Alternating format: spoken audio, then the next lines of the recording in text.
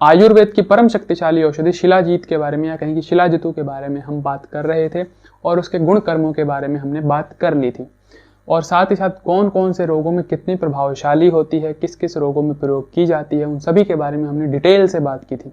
अगर आपने वो वीडियो नहीं देखा है तो डिस्क्रिप्शन में जाकर उस वीडियो को अवश्य देखेंगे, तभी आपको शिलाजीत के बारे में पूरी बात समझ में आने वाली है। आज हम इस वीडियो में उसके प्रकार की बात करने वाले हैं, कितने प्रकार के शिलाजीत होते हैं, उनके क्या क्या प्रभाव होते हैं। तो आइए वीडियो को शुरू करते हैं। सादर प्रणाम, मैं विशाल एक बार पुनः स्वागत करता हूँ आपका अपने यूट्यूब चैनल सनातन मार्ग पर। ज्येष्ठ या वैशाख या कहीं कि मार्च अप्रैल का जो महीना होता है, इसकी जो तीव्र धूप, तीखी धूप होती है, उसके अंदर जो चट्टानें होती हैं वो पिघलती हैं। चट्टानें पिघलते हैं तो उसके अंदर से एक स्त्राव होता है, उसमें से कुछ चीज़ें रिस कर गिरती हैं। वह जो चीज़ गिरती है उसी को ही जब प्योरीफाई किया जाता है, उसी चीज़ को, या समझ लीजिए वो रॉ शिलाजीत या कच्ची शिलाजीत है, शुद्ध शिलाजीत नहीं है। उसी को जब प्योरीफाई कर दिया जाता है, शुद्ध कर लिया जाता है, तो उसी के अंदर से प्राप्त होती है शिलाजीत। अब चट्टानें कई प्रकार की होती हैं, जैसे बहुत सारी मिनरल्स वाली चट्टानें, खदानें होती हैं, या अयस्क या ओर होते हैं। जैसे जहाँ से सोना इत्यादि प्राप्त होता है तो वह सोने की खदान होती है। उस प्रकार की चट्टानों में से जो शिलाजीत गिरेगा उसे कहा जाता है स्वर्ण शिलाजीत। ऐसे ही फिर तांबे की खदानों में से, तांबे इत्यादि की चट्टानों में से जो शिलाजीत निकलेगा उसे ताम्र शिलाजीत कहा जाता है। ऐसे ही रजत यानी कि चांदी इत्यादि में से जो निकलेगा, फिर लोहे के अयस्कों में से जो निकलेगा वह लौह शिलाजीत कहलाता है।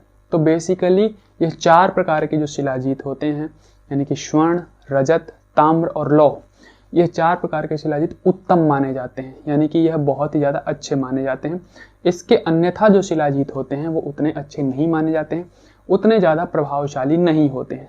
तो इन चारों के बारे में हम एक एक करके जानते हैं। जो सोने की खदान की चट्टानों इत्यादि से प्राप्त शिलाजीत होता है, उसके बारे में आयुर्वेद ऐसा कहता है कि रस यानी कि टेस्ट के अंदर मीठा यानी कि मधुर होता है, साथ ही साथ तिक्त होता है। मधुर और तिक्त का अर्थात हुआ मीठा, तिक्त अर्थात कड़वा। मीठा और कड़वा इसका स्वाद होता है। साथ ही साथ इसके वर्ण की यानी कलर की बात करें तो जपा, जपा का अर्थात हुआ गुड़हल इत्यादि का जो फूल का रंग होता है उस प्रकार का, यानी कि मैरून से कलर का इसका रंग होता है। विपाक की बात करें तो कटु होता है। विपाक अर्थात पच जाने के बाद जो इसका टेस्ट होता है, कटु यानी कि तीखा हो जाता है। और इसके जो पोटेंसी की बात करें वह कोल्ड होती है, यानी कि शीत वीर्य होता है, ठंडे स्वभाव का होता है, और वात और पित्त को शांत करने वाला होता है, कफ के अंदर उतना कारगर नहीं होता है। तो इस प्रकार के जो स्वर्ण शिलाजीत है उसके बारे में बताया गया, यानी कि सोने इत्यादि की खदानों की चट्टानों से प्राप्त जो शिलाजीत होता है उसके बारे में। ये रजत शिलाजीत की बात करें जो कि चांदी इत्यादि की खदान की चट्टानों से प्राप्त होता है, उसके बारे में आयुर्वेद ऐसा कहता है कि यह रस में कटु होता है। कटु अर्थात कि तीखे स्वाद का होता है और श्वेत वर्ण का होता है, यानी कि सफेद रंग का होता है। फिर उसके बाद बात करें तो यह शीत वीर्य होता है, या कहीं कि कोल्ड पोटेंसी का होता है, नेचर में यह ठंडा होता है।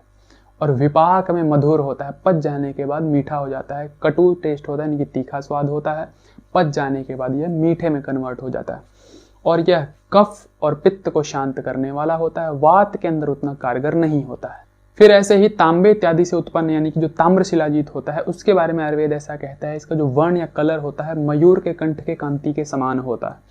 अर्थात कि जो मयूर यानी कि मोर की जो गर्दन होती है, कंठ होता है, उसके ऊपर जो चमक होती है, यानी कि जो उसका कलर होता है चमकीला, उस प्रकार का उसका रंग होता है ताम्र शिलाजीत का। और इसके स्वाद यानी कि रस की बात करें तो यह तिक्त स्वाद का होता है। तिक्त यानी कि कड़वा स्वाद का होता है। वीर्य जो होता है इसका उष्ण यानी कि हॉट पोटेंसी का होता है। साथ ही साथ पच जाने के बाद यह कटु यानी कि तीखा हो जाता है। पहले कड़वा होता है, पच जाने के बाद यह तीखा हो जाता है। और यह कफ जन्य विकारों के अंदर काम करने वाला होता है, यानी कि कफ का नाश करने वाला होता है।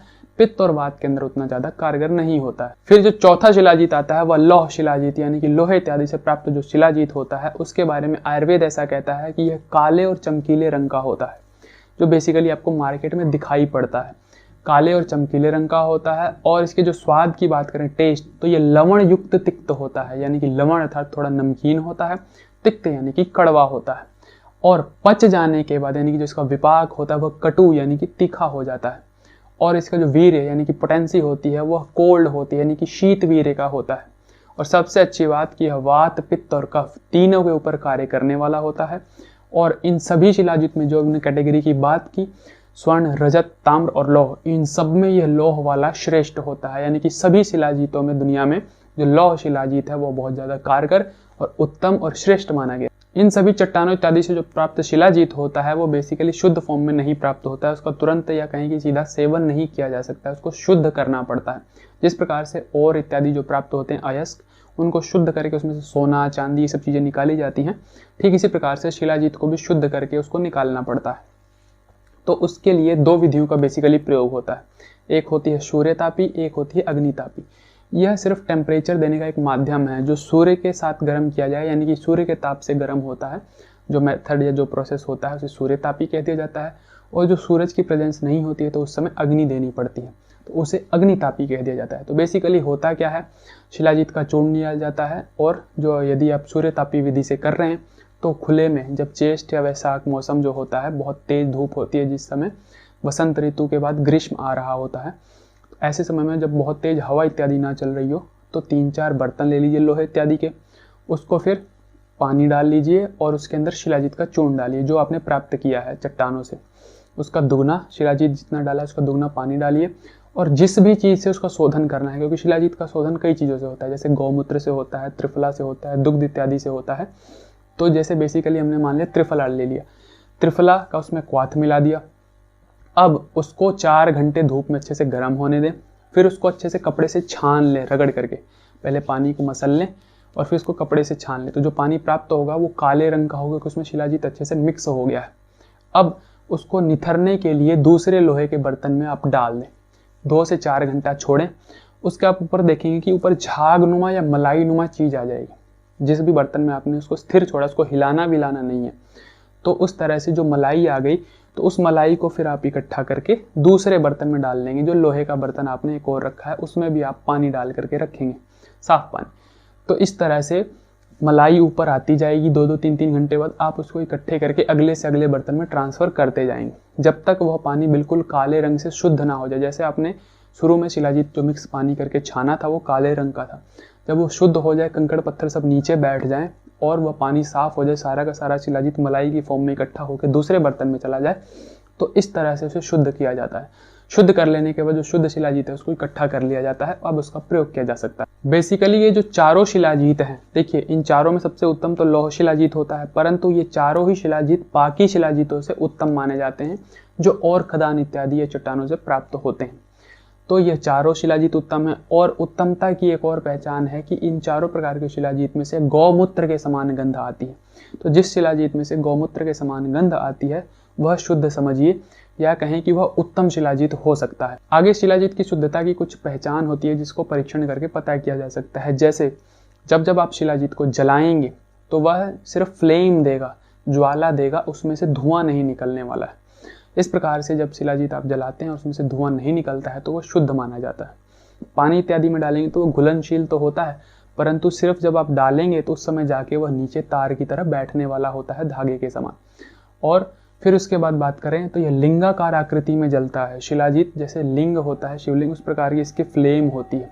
तो इस प्रकार से ऐसे करके लिंगाकार आकृति में यह जलने वाला होता है और उसके अंदर से गौमूत्र के समान गंध आती है। तो इस प्रकार से परीक्षण करके आप पता कर सकते हैं कि शिलाजीत शुद्ध इत्यादि है कि नहीं। बेसिकली जो मार्केट में प्राप्त शिलाजीत है, जहाँ तक मुझे लगता है सभी काले ही रंग के होते हैं, इनकी लौह शिलाजीत ही होते हैं, लोहे इत्यादि की चट्टानों से जो प्राप्त होते हैं। और इनको बेसिकली अग्नितापी विधि से, यानी कि सूर्यतापी विधि से क्या होता है कि आंधी वगैरह चले या कुछ चले तो उसमें मिट्टी धूल आने की संभावना रहती है, हवा चले तो हिलेगा वो बर्तन, तो उसके अंदर ऊपर ही मलाई नुमा या कहीं की झाग नुमा शिलाजीत इकट्ठा नहीं होगा। तो उस तरह से प्योरिफिकेशन करना बड़ा ही मुश्किल हो जाता है आज के समय में। इसीलिए अग्नितापी विधि से ही इसको किया जाता है, यानी कि जो सूर्य की रोशनी दी जा रही है उसके बजाय आग यानी कि टेम्परेचर नीचे से दिया जाता है। तो मार्केट में लौह शिलाजीत ही और अग्नितापी विधि से शुद्ध किया हुआ शिलाजीत ही आजकल मार्केट में दिखाई देता है। इस तरह से यह शिलाजीत की शुद्धता और कहीं की अलग अलग प्रकार की जानकारी थी। इसी तरह की ज्ञानवर्धक और स्वास्थ्यवर्धक जानकारियों के लिए हमारे साथ जुड़े हैं। चैनल को सब्सक्राइब कर दे, बेल आइकन का बटन दबा दे ताकि आने वाली नोटिफिकेशन आपके पास समय पर पहुंचे। आज के लिए विदा लेते हैं, सादर प्रणाम।